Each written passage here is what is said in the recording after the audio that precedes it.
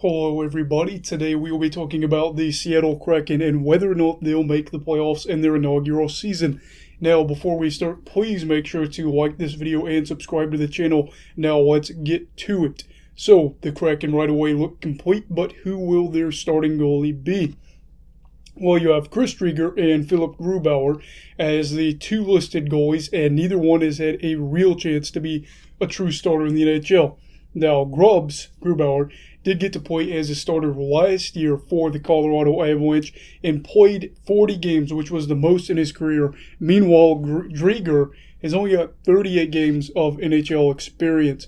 They both have had points in their career, and both, I think, are good goalies. Driedger, it's harder to say. Grubauer on a good team, he should be a good goalie.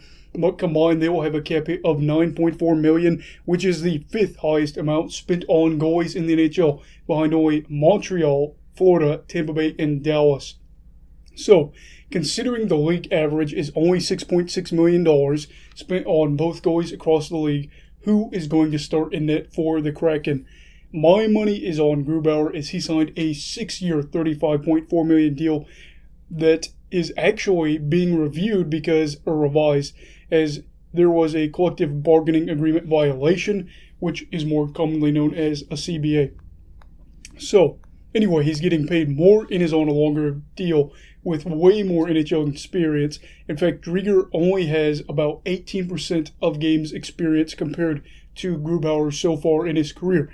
Either way, you've got this group together, this little pairing, that I think will both be able to play well. Maybe a 1A, 1B type situation to start the year and potentially the whole year, as they both haven't had to start 50-plus games in a season in their careers. Now, of course, winning games has to come from your offense as well. And where will the offense be coming from? That's our next segment. Well, if you look at the current roster and you look at dailyfaceoff.com, then this Kraken team scored 168 goals last year, which would have made them tied for 14th in the league for goals scored, which honestly is not that bad. The only problem is they don't really have a bunch of guys that are going to score 30-plus goals, put the team on their back. This is going to be a collective effort. Yoni Gourd is probably the player that is expected to be one of the offensive catalysts for the team, and he is going to be missing the first month at least with shoulder surgery. Could be more, could be a little less, but I think it'll be more than that, and that's going to be interesting. On top of that, I think Alex Winberg's 17-goal season last year can't be replicated or won't be replicated, but it is not all doom and gloom yet. I am excited to see how Jared Mckinnon leads the second line.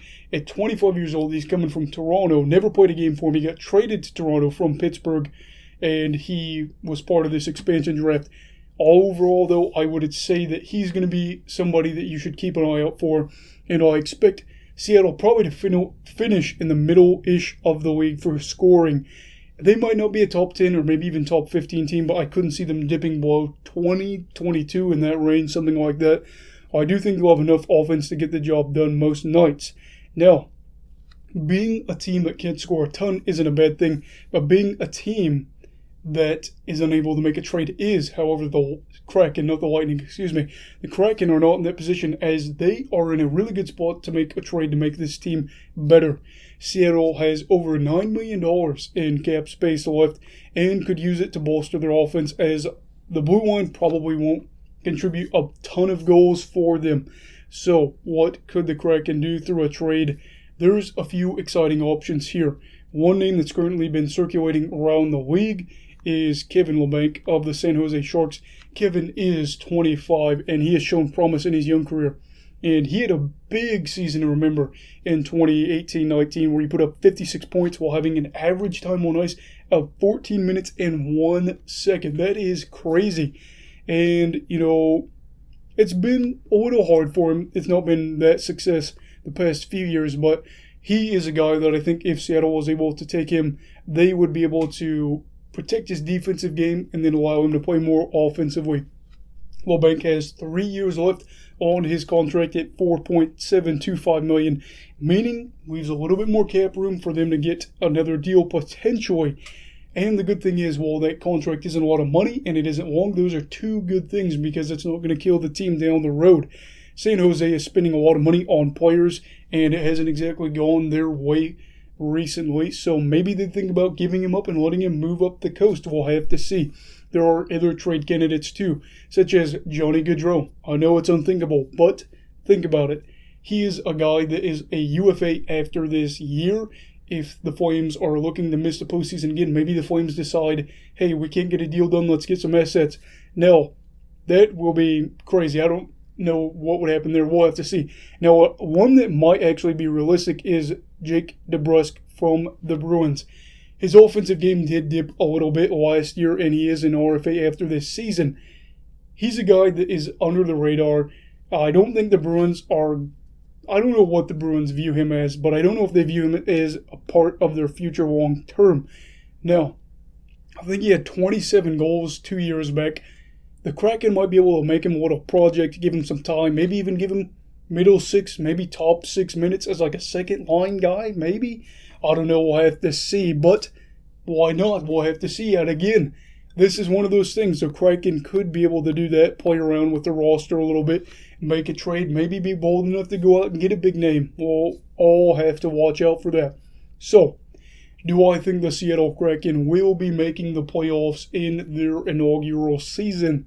Yes, I do. I'm going to get bold enough and say that they will finish top 3 in the Pacific as long as the goalie tandem stays healthy. Look, I know they might have missed out on some big names in the expansion draft, but I think they can do it. I do. I think that they're going to be able to make it happen. They have the cap space. They can make a trade, get a little bit better. I think it's going to be able to be done. What do you think? Do you think the Kraken will make the playoffs this season? Let me know down below. Also, again, please make sure to like and subscribe to my channel. Thank you very much. Everybody stay safe. Have a great night. You go love hockey, alright? Goodbye, Brigadiers and Brigadettes. This is your captain signing off. Have a great night.